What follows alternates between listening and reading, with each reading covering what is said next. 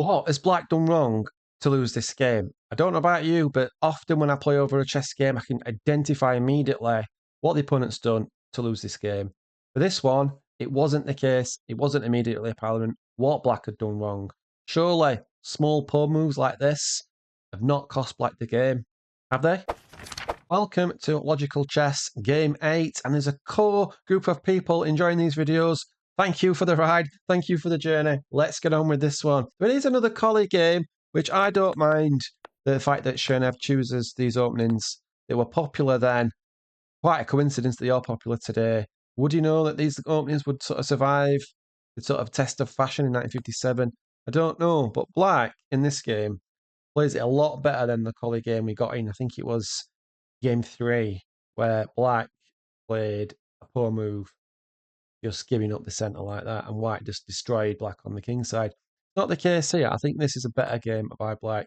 So knight to b to d7, and then the collie set up. We're just going to race into a middle game position like this one. So how would you assess the position at this point? I would say at this point it's basically opening done, and we're going into the early middle game. Chernev here says, the castle in here for Black is a little bit premature, paraphrasing what he said. But he said, why should he give White a free attack on the king side, basically? Why already say to White, come on and attack me on the king side? Let's see how White handles this early middle game and sets up a king side attack. But let's see how White handles this middle game and launches a king side attack. Is the collie like aggressive or something? I thought it was supposed to be tame, but it seems to be handled really aggressively in these games by White. E1, and then the queen comes to c7. And has Black got chances on the king side? That's what I looked at when I thought about this game. As Black trying to set up batteries and attack? It appears not. So enter this move, e4. White gets in that standard break move in the collie, and Black exchanges, leaving White with this isolated queen pawn. And a lot of people don't like playing with isolated queen pawns, but if you know how to play, you know how to attack with this position, you can get this structure in many different games. And it is an attacking structure, but you've got to play aggressively.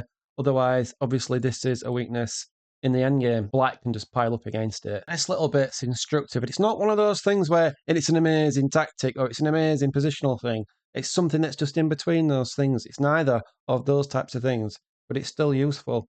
And it is this move. So not this move. Bishop b7 is obviously planning b7. Bishop b7 is the idea. So White plays this move, and it's this move I'm talking about.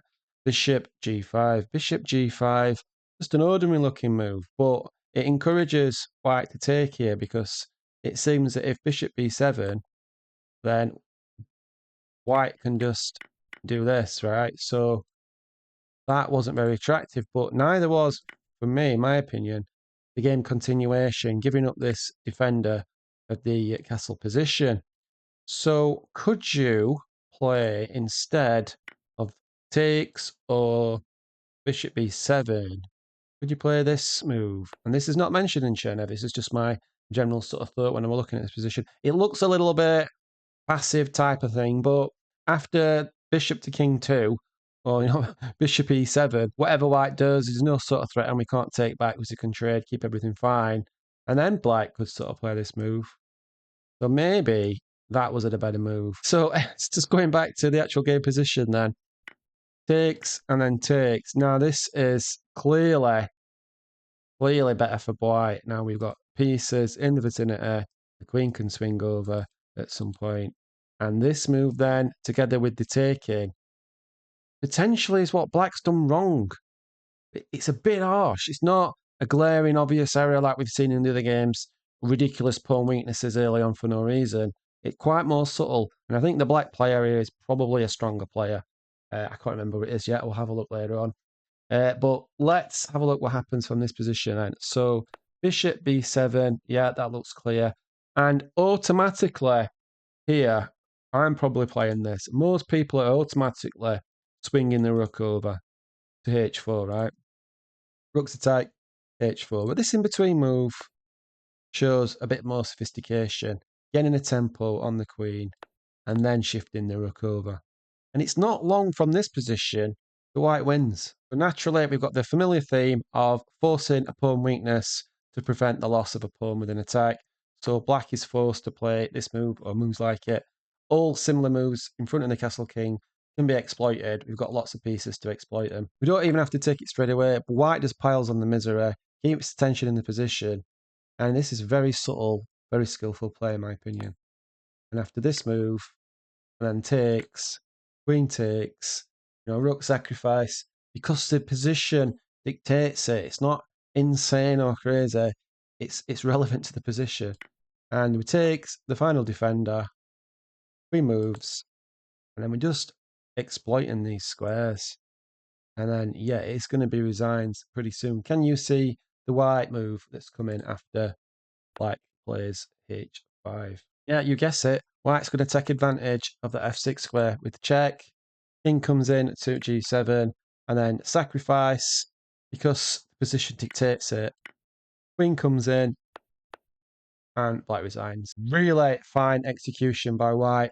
Let's look just quickly at what black has done wrong in that game. It's very, very subtle compared with the other games anyway. So Chernev wasn't too fussed with the black castling so early on. I'm not so sure about that. I still think black could sort of play through that and survive. But this move, a little bit slow. And then this is a really nice move, bishop g5. It's one of the unsung moves that, we don't see celebrated. Little moves like this, as well as the bishop b5 move coming up later on. So this allows just a free hand of attack really on the king side. And after these moves, then this move, again, it seems to be like the bishop coming to g5, bishop coming to b5 idea in this game. It's just very subtle and intelligent and clever moves that white plays. All right. Piling up pressure, taking the exchange site there because we're going to control these squares. Really instructive game by white there. So thank you for watching this series and being a part of this series. Not many people are, but I'm going to keep going. I don't care if John Smith and his dog is watching this series. I'm going to do all 33 because I'm really enjoying it, and I know some people are too. So thanks for watching. The other videos are there, and I've even done that right, more or less. There you go. Take care. Goodbye.